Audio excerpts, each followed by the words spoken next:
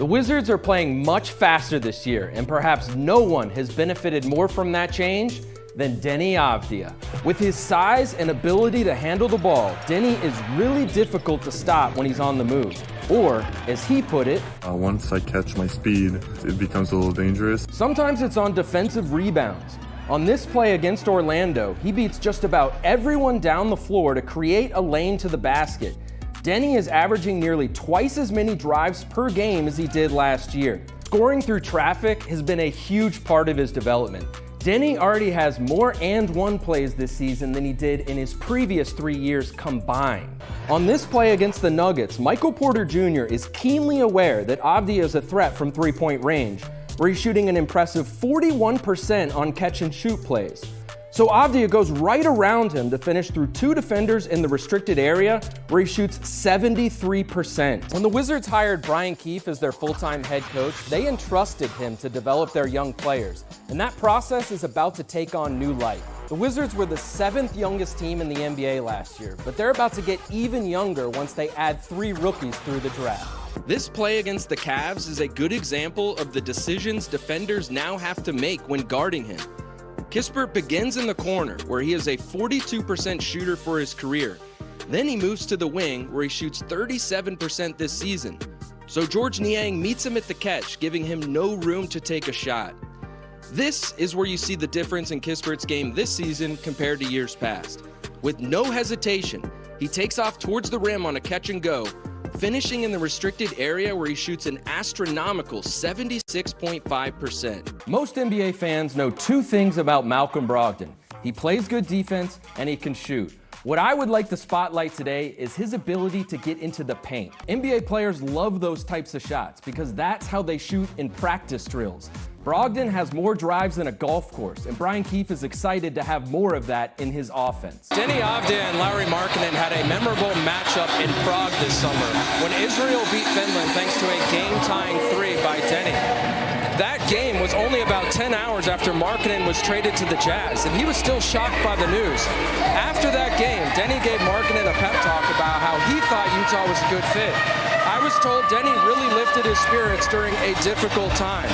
Thanks, Chris. When the Wizards traded for Monte Morris, Coach Unseld called him a connector, but I think a better word might be protector, because he is unusually good at limiting turnovers. Checking in with Chase Hughes, and what do you got on Malcolm Brogdon? Yeah, quick story, guys. So Malcolm Brogdon joining the Wizards has, of course, reunited him with his college roommate, Anthony Gill. They became such good friends that Brogdon was a groomsman in Gill's wedding. I spoke to both of them and got some great stories, like how Gill told me Brogdon was so serious about making the NBA that he was eating too healthy at the University of Virginia. His body fat percentage got so low, the nutritionist had to talk to him about it. It turns out he was eating bags of broccoli for dessert. He would microwave a bag of broccoli, and that's what he would eat for dessert, and the nutritionist told him to at least melt some butter on it. I also spoke with his coach, Tony Bennett, who said their student manager had to get wrist braces on his hands because he got tendonitis in both hands. He was rebounding so much for Brogdon in the offseason. So What's standing out for you? Yeah, so last night the Wizards tied a season high in loose balls recovered, which I think was a good sign of their effort level, and Bob Carrington has really embodied that this season. He's 3rd on the team and 3rd among rookies in loose balls recovered this year. He also leads the team and is 2nd among rookies in taking charges. Then you look at rebounding, he's 3rd among all rookies in defensive boards, and the only 2 guys ahead of him are big men. Alex Sarr is 1. So when it comes to those 50-50 plays that really show the heart of a player, the competitiveness of a player, Carrington pretty much shows up well across the board. And if he does make the team, there could be a very cool full circle moment between him and Rudy Gobert, because when Bilal was 11 years old, he met Rudy Gobert at an event just outside of Paris. Bilal was nice enough to send this picture to me and share this with Wizards fans. Also, breaking news, Bilal Coulibaly was a very cute kid. So I was doing some research on your background. It turns out you were in a movie like 8 years ago, a comedy movie in Lithuania that the title translates to Received Call 3. I'm a big movie guy. Could you please explain the backstory for this? Have your teammates or coaches ever brought it up? You think they know about this? Not here yet. So now you brought it down. Yeah, so we'll see. That might change soon. That might change now.